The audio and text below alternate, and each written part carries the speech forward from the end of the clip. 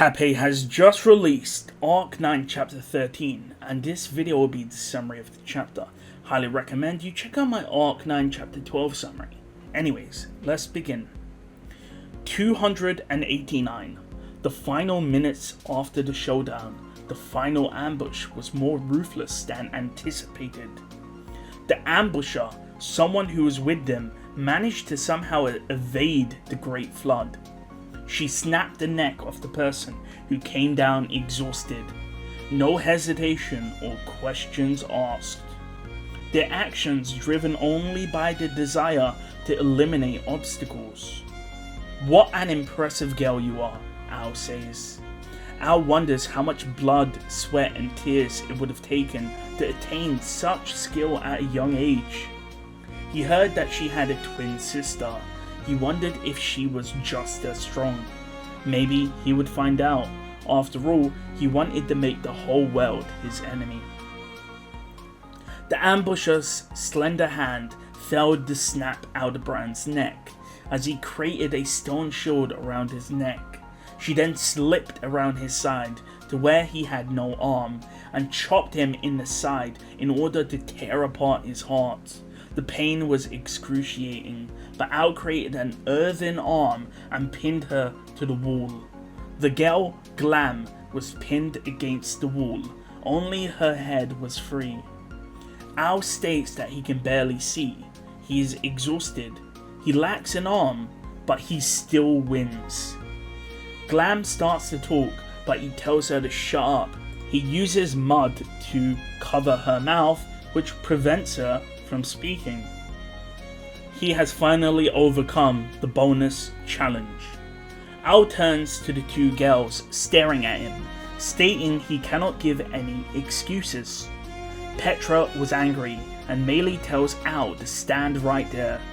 On her head is a scorpion, and the scorpion's tail is glowing. Ao says he has no intention to harm the two girls.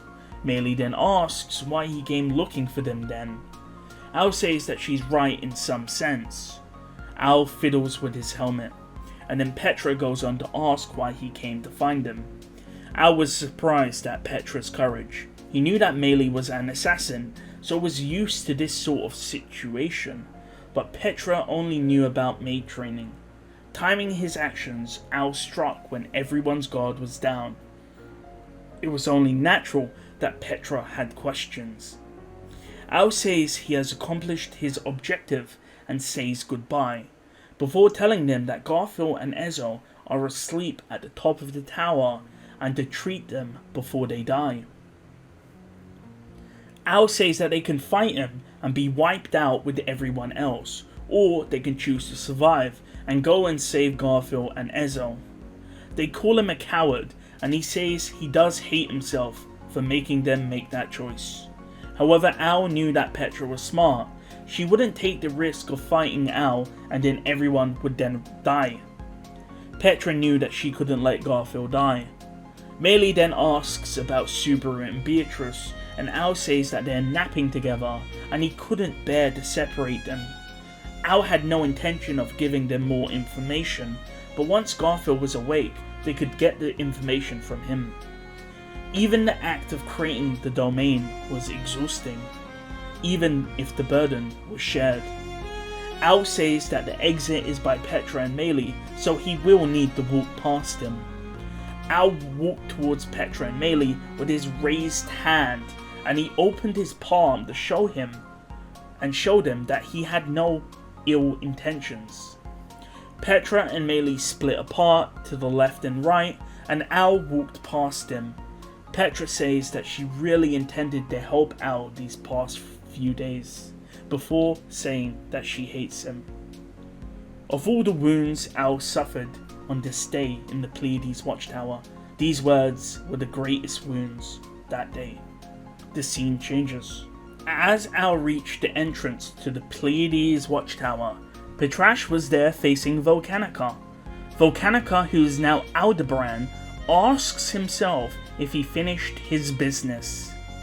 Petra didn't back down from the divine dragon Aldebrand. Ao thinks the women in Subaru's group are mentally unstable. They're all strong. None of them are weak-minded. Divine Dragon Aldebaran threatens Petra, saying fighting would end up with her being dead, and that would prevent her from taking the group back across the desert. The normal Aldebaran says that they're both the same in the way that they threaten people. It was the same style that he used to threaten Petra and Emilia.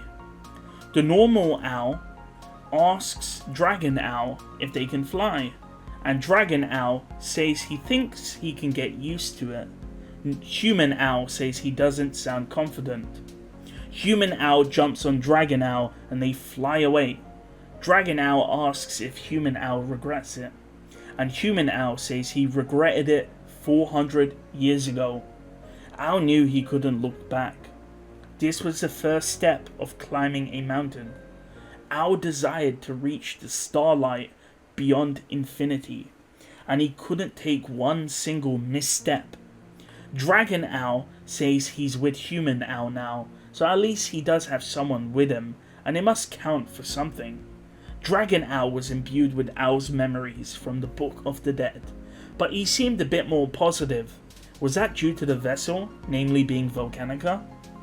Now, that's enough. The voice rings out. The scene changes. It was in that moment he was pierced by light. They crashed into the sand, and Human and Dragon Owl get up.